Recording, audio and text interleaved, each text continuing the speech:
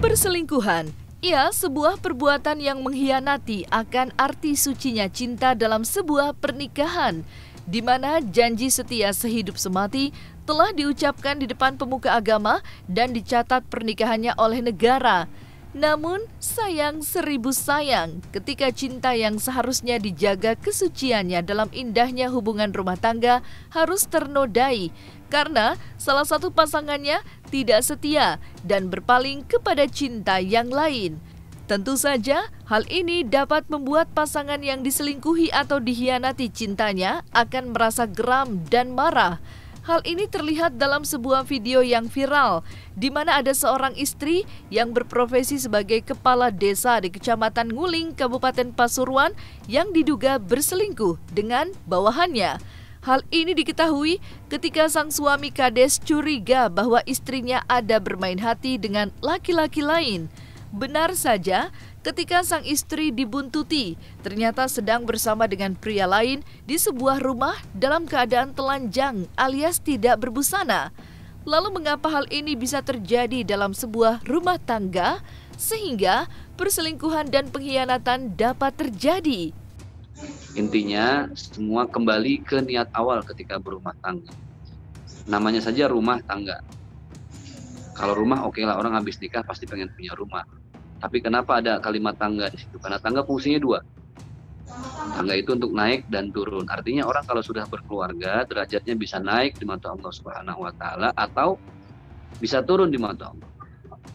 Ketika apa? Ketika kita fokus pada kekurangan aib pasangan, akhirnya segala kebaikannya jadi pupus. Jadi sirna dan musnah gitu.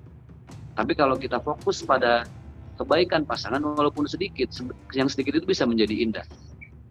Makanya baginda Rasulullah SAW beliau bersabda, wa qala Nabi baiti jannati, rumahku adalah surga. Jadi rumah yang akan jadi surga itu bukan seberapa luas halamannya, Bang. Bukan seberapa tinggi lantainya, tapi seberapa mampu kita bersyukur dengan apa yang sudah Allah titipkan dalam rumah tangga kita, termasuk pasangan hidup yang sudah jadi amanah dari Allah.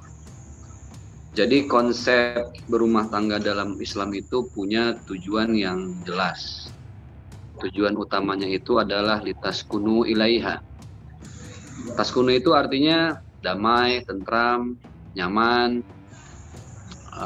Kalimat litaskunu juga diambil dari kalimat dasar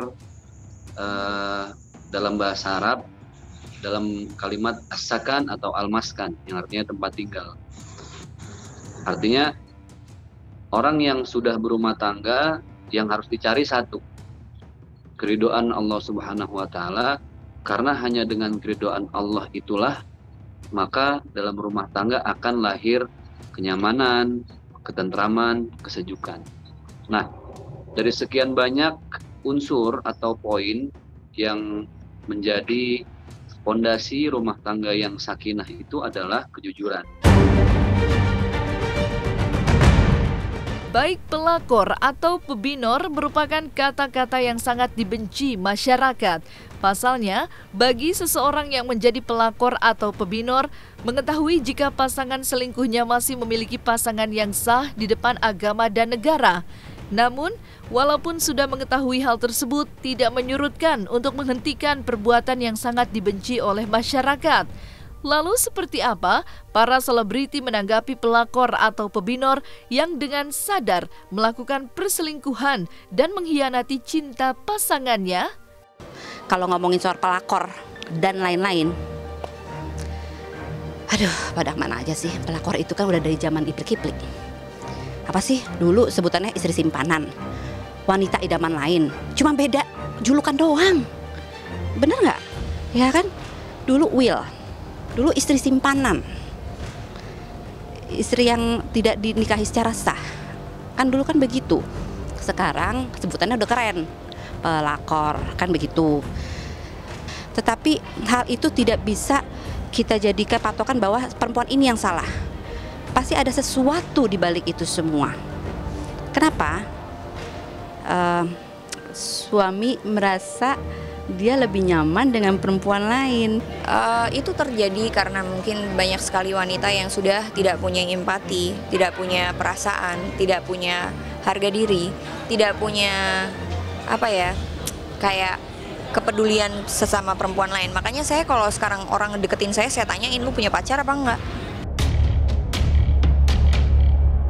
Nasi sudah menjadi bubur. Seperti itulah pasangan selingkuh yang ketahuan oleh pasangan sahnya. Bagaikan gelas yang retak, seperti itulah gambaran perasaan yang sudah dikhianati cintanya oleh pasangan sahnya. Mengetahui jika suami atau istrinya sedang berduaan dengan orang lain dalam keadaan tidak berbusana, tentu saja akan merasakan kesakitan yang luar biasa dan hati yang tersakiti tidak bisa kembali seperti sedia kala.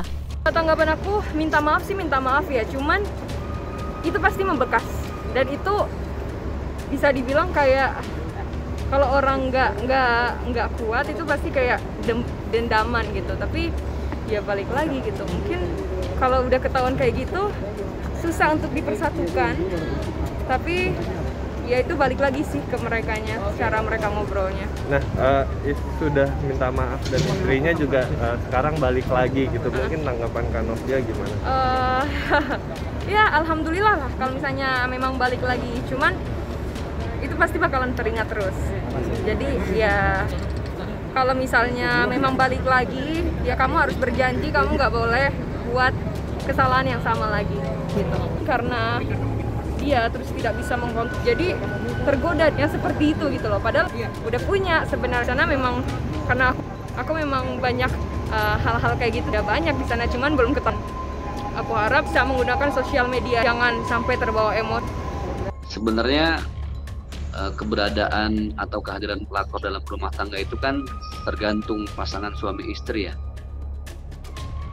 Artinya tujuan menikah itu seseorang punya pasangan bukan cari yang sempurna, tapi dengan kita punya pasangan kita saling mengisi untuk menyempurnakan hidup.